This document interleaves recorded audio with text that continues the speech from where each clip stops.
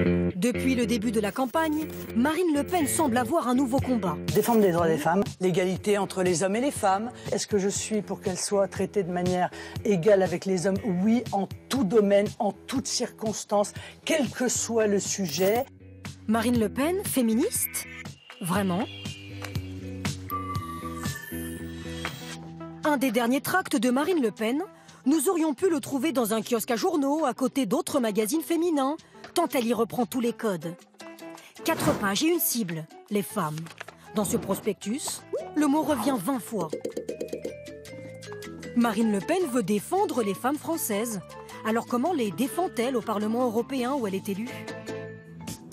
Depuis que Marine Le Pen est députée, l'Europe a proposé 59 textes sur la cause des femmes. Celui-là pour leur émancipation à l'ère du numérique, pour plus d'égalité, notamment sur les salaires. Qu'a voté Marine Le Pen? Un autre texte pour promouvoir l'entrepreneuriat féminin et mieux faire connaître les aides européennes aux femmes voulant créer leur entreprise. Pour l'égalité dans le monde scientifique, l'Europe propose que les femmes accèdent plus facilement aux postes à responsabilité. Un dernier exemple, sur l'émancipation des jeunes filles par l'éducation. Combien de fois Marine Le Pen a-t-elle voté en faveur de ces 59 textes? Seulement 3 fois. 17 fois, elle s'est prononcée contre.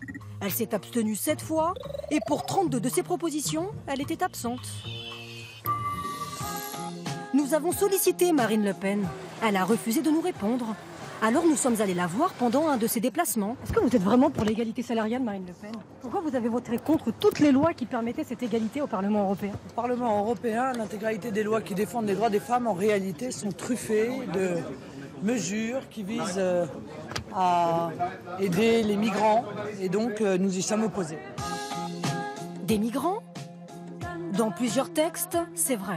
Sur 59, 43 contiennent le mot migrante. Dans celui sur l'éducation des jeunes filles, voici une des propositions. Soutenir activement l'enseignement de la langue du pays d'accueil aux femmes migrantes. Mais dans 14 textes, on a cherché et rien sur les migrantes. Alors nous sommes retournés voir la candidate. Marine Le Pen, j'ai vérifié ce que vous m'avez dit tout à l'heure. Et il n'y a pas de notion de migrant dans cette directive. Pas de réponse. Marine Le Pen peut être première femme présidente. Qu'en pensent ceux qui défendent la cause féministe? Bonjour. Bonjour. Merci de nous recevoir. L'association Les Glorieuses a comparé tous les prétendants à l'Élysée. Leurs votes, leurs décisions, leurs actions en faveur des femmes. Qui a le moins fait avancer le droit des femmes, voire fait reculer le droit des femmes? Clairement, c'est Marine Le Pen. Ce qui est vraiment paradoxal parce que c'est une femme, c'est une jeune femme. Et ce qu'on voit, c'est qu'elle a voté quand même systématiquement, ou en tout cas presque systématiquement, contre toutes les lois qui pouvaient faire avancer la condition des femmes en Europe.